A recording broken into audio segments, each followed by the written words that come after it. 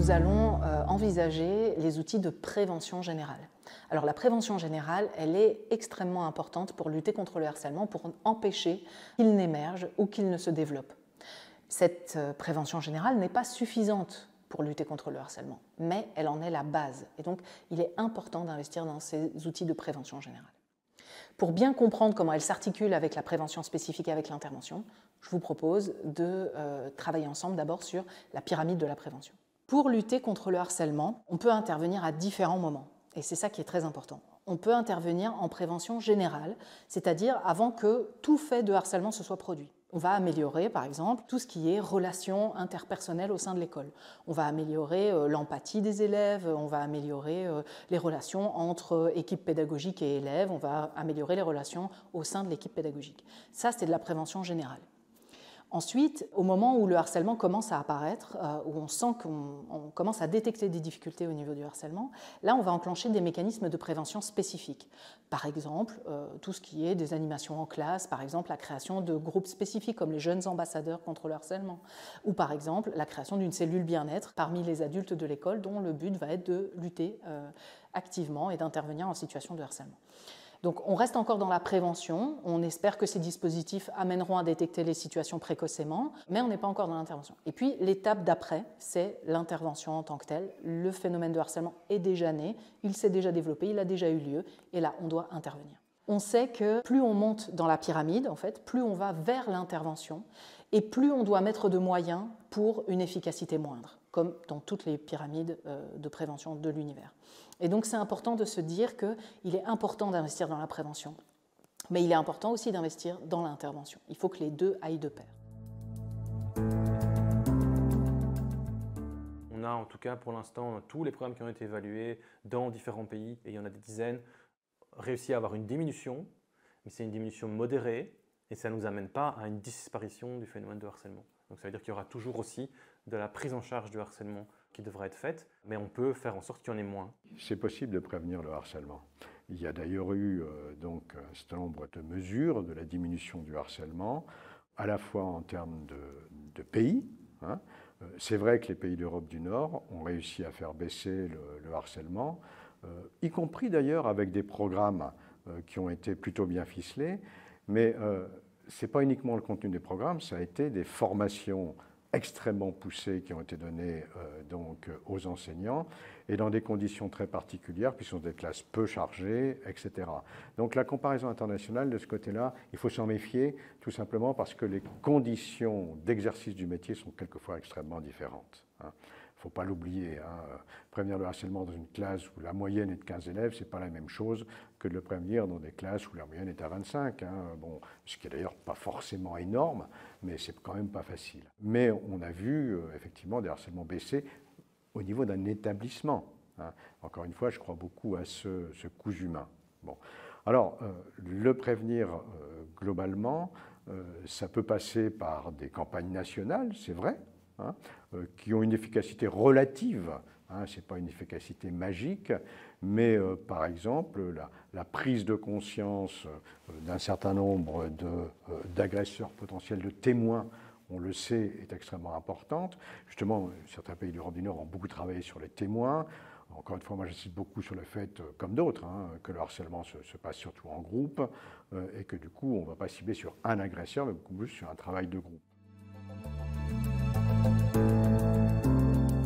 Dans la préface du livre coordonné par Benoît Galland, qui est paru aux presses universitaires de Louvain, qui s'appelle « Lutter contre le harcèlement, oui, mais comment ?» Dans la préface de ce livre, Jean-Pierre Bellon et Benoît Gardet donnent 4 exigences pour qu'un programme de prévention soit efficace. La première exigence, c'est d'allier des outils de prévention et des outils d'intervention. Ils expliquent en effet qu'il n'y a rien de pire que de mettre en place des outils pour que les jeunes parlent de ce qu'ils vivent et puis de ne pas avoir de méthode pour traiter les situations de harcèlement qui seraient déposées. À ce moment-là, on perd la confiance de tout le monde. La deuxième exigence pour qu'un programme de prévention soit efficace, c'est d'associer au maximum les jeunes, non seulement à la prévention, mais à la détection du harcèlement. Et c'est pour ça qu'on en reparlera dans la 4e partie de l'importance d'un dispositif comme les jeunes ambassadeurs contre le harcèlement. La troisième exigence que Jean-Pierre Bellon et Benoît Gardet relèvent, c'est d'associer l'équipe pédagogique à la conception et à l'opérationnalisation des programmes de prévention. Les équipes pédagogiques sont les expertes de leur école, elles sont les expertes de leurs jeunes, de leur classe. Il est absolument nécessaire de pouvoir travailler avec elles sur la manière dont on va lutter contre le harcèlement. Par ailleurs, on le verra, il n'y a pas de solution toute faite pour lutter contre le harcèlement. C'est principalement une stratégie d'équipe, c'est principalement une stratégie d'école qui doit être mise en œuvre, et chaque école est différente, chaque culture d'école est différente, et donc chaque programme de prévention va être différent. D'où l'intérêt d'avoir un diagnostic, évidemment. La quatrième exigence pour qu'un programme de prévention fonctionne, c'est de l'inscrire dans un programme d'amélioration du climat scolaire dans l'école. Il y a deux éléments importants dans une action de prévention. Il y a, premièrement, s'assurer que c'est une bonne idée, c'est-à-dire que c'est une idée qui a des chances de marcher. Et la deuxième chose, c'est qu'il faut avoir une idée qu'on va pouvoir mettre en œuvre. Ça ne sert à rien d'avoir une super idée dont on sait qu'elle peut marcher si on n'arrive pas à la mettre en place dans notre école. Okay. Alors sur la première idée, donc je vous disais, on a pu évaluer l'efficacité de différentes façons d'agir. Ce qui semble important pour avoir un effet, c'est qu'il y ait un volet qui soit spécifique par rapport au harcèlement. On a des chouettes programmes de prévention des violences à l'école en général, pour améliorer un peu le climat de l'école, si on veut, en général, qui marchent. Mais si on n'utilise que ces programmes-là et qu'on ne parle pas du tout du harcèlement dans nos programmes, qu'on ne fait pas une action spécifique, on n'a pas d'effet sur le harcèlement.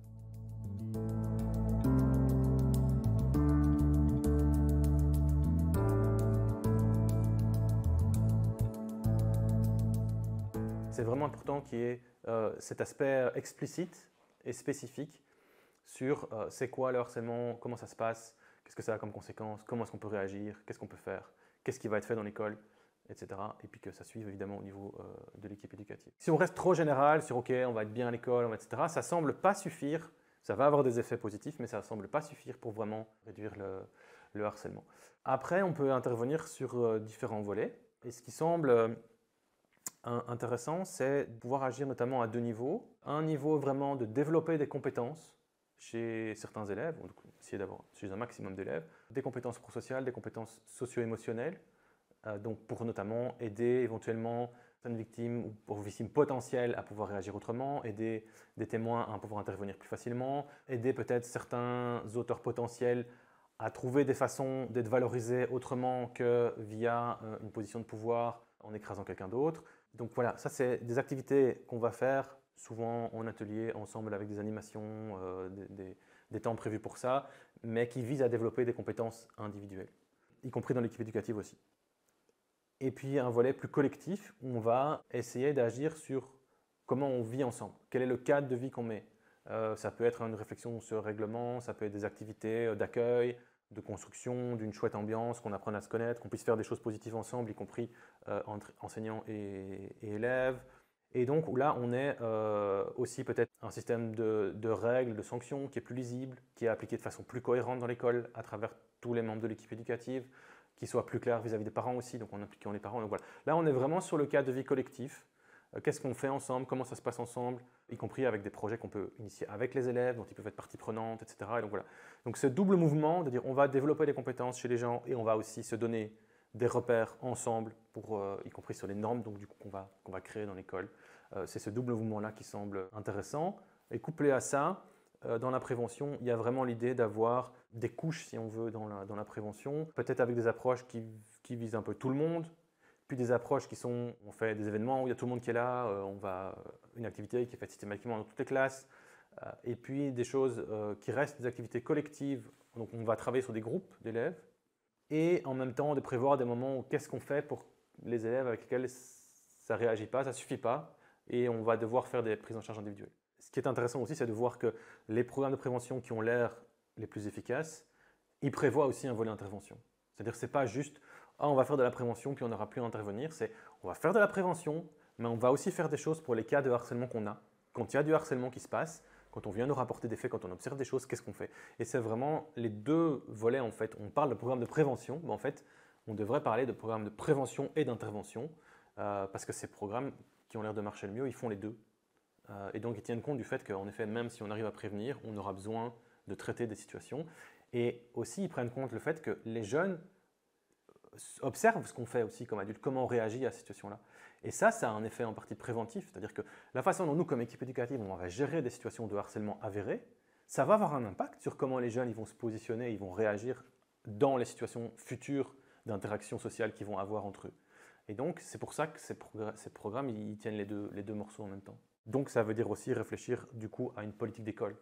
Parce que si chacun fait son truc, au petit bonheur la chance, dans son coin, on n'aura pas ce mouvement d'ensemble. Ce qui est très, très difficile, c'est de savoir quelles sont les actions qui marchent. Quelles sont les actions qui ont un effet. Alors, on peut en partie se référer à des études d'évaluation qui ont été faites, mais le problème, c'est qu'il y a plein de programmes ou de projets de prévention qui n'ont jamais été évalués. Donc, en tout cas, pas d'une façon qui permet de savoir vraiment si ça a un impact. On a l'avis des gens qui l'utilisent, mais on n'a pas vraiment un suivi qui permet de dire ok, en effet, ça a bien entraîné une diminution par rapport au niveau initial. Donc, tant qu'à faire, on peut essayer de privilégier des projets qui ont été évalués et qui ont montré qu'ils avaient un effet, parce qu'au moins ceux-là, on sait qu'ils peuvent avoir un effet. Et surtout, il faut mettre de côté les projets qui ont été évalués et qui ont montré qu'il n'y avait pas d'effet. Parce qu'il y a quand même toute une série de projets qui ont été évalués et qui n'ont pas d'effet. Et ça mériterait d'être peut-être un peu plus diffusé, parce que ça veut dire que ça aussi, on sait que en fait, c'est des voies de garage et que ça ne sert à rien d'aller vers là. Parce que ça ne sert à rien d'investir son énergie dans un projet dont on sait que même dans des bonnes conditions, visiblement, il n'a pas d'effet. Il ne suffit pas que l'idée soit bonne, il ne suffit pas que l'idée soit potentiellement ou le projet soit potentiellement efficace. S'il ne se décline pas dans notre école, dans les classes, à travers les différents lieux de notre école, ben, on aura beau avoir un super projet, les élèves ne verront pas la différence. Donc ça, c'est le challenge. Et donc, il faut quelque chose qui soit opérationnel et qu'on puisse vraiment mettre en place. Donc, c'est là que c'est intéressant de savoir qu'en fait, il y a plusieurs projets qui peuvent être efficaces.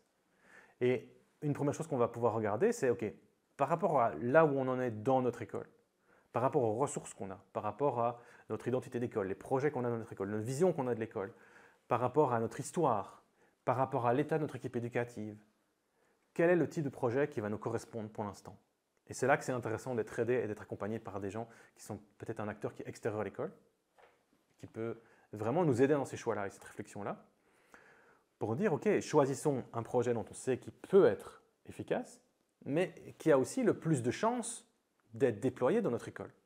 Et là, c'est vraiment important parce que ça veut dire qu'on peut-être on va renoncer au projet qui a l'air le mieux, mais on va prendre le projet dont on a le plus de garanties qu'il va vraiment pouvoir être mis en œuvre et en action réelle dans nos classes. Alors, il y a des choses qui peuvent nous aider pour ça. Il y a notamment le fait que, est-ce que le projet a une logique d'action qui est claire? Si on veut, le modèle théorique derrière. C'est-à-dire, sur quoi est-ce qu'on va agir et pourquoi ce serait censé avoir un effet sur le harcèlement? Si déjà on n'est pas capable de comprendre ça en équipe ou avec les parents de façon simple et claire, on peut déjà avoir un doute. Okay? Ça peut aider d'avoir vraiment du bon matériel, des chouettes manuels, éventuellement des vidéos et des outils tout prêts qui peuvent vraiment nous aider parce que comme équipe éducative, on n'a pas toujours le temps de tous se former, d'avoir plein de temps pour de réfléchir à ça, de commencer à dire ok, on a des super idées, telle personne elle connaît super bien le sujet, mais comment on traduit ça dans nos pratiques? Non, il faut des outils prêts à être utilisés, bien faits. Demain, je veux démarrer une animation dans ma classe et ben ok, avec ça, je sais m'en sortir. Et je sais comment faire. Ça va évidemment aider à déployer le projet dans l'école. L'accompagnement, comme j'ai dit, c'est vraiment un facteur qui est utile. On voit que ça aide et que les projets ont plus de chances d'être bien mis en œuvre quand on tient un accompagnement que quand on est un peu livré à nous-mêmes. Le fait qu'il y a des choses qui sont prévues pour, dans cet accompagnement, à la fois former des personnes dans notre équipe de façon multimodale. C'est-à-dire que ce n'est pas juste 2 heures de conférence avec quelqu'un qui vient parler. Non, il y a vraiment du temps qui est prévu avec différents types d'activités, des échanges, des discussions, des observations, enfin voilà, des choses vraiment variées et plutôt, aujourd'hui on dit actives, mais je préfère dire qui vont impliquer les gens qui sont dans la formation pour que vraiment on ait l'occasion en fait de développer des savoir-faire et pas juste qu'on ait des idées qui nous arrivent et qu'on nous donne comme ça. Et un autre élément, c'est qu'est-ce qui est prévu pour nous aider à adapter le projet au mieux à notre environnement et à notre public. On sait que même avec un super projet, il va falloir probablement faire des adaptations, mais en même temps, il y a des choses, si on les adapte, ça risque de faire foirer le projet. Parce qu'on va perdre l'idée essentielle qu'il y avait au départ dans le projet.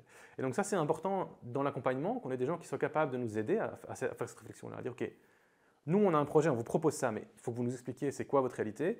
Et comment on va pouvoir adapter au mieux le projet à votre réalité professionnelle tout en ne dénaturant pas le projet, en gardant ce qui fait l'essence même du projet et qui a des chances d'amener des bénéfices pour les élèves.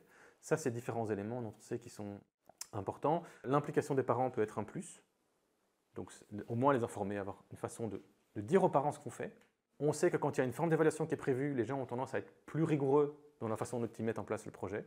Donc c'est toujours intéressant de réfléchir à ça à l'avance en disant ok, est-ce qu'on a une forme d'évaluation? Qu'est-ce qu'on va faire? Parce qu'on sait que c'est une garantie sur la qualité de la mise en œuvre.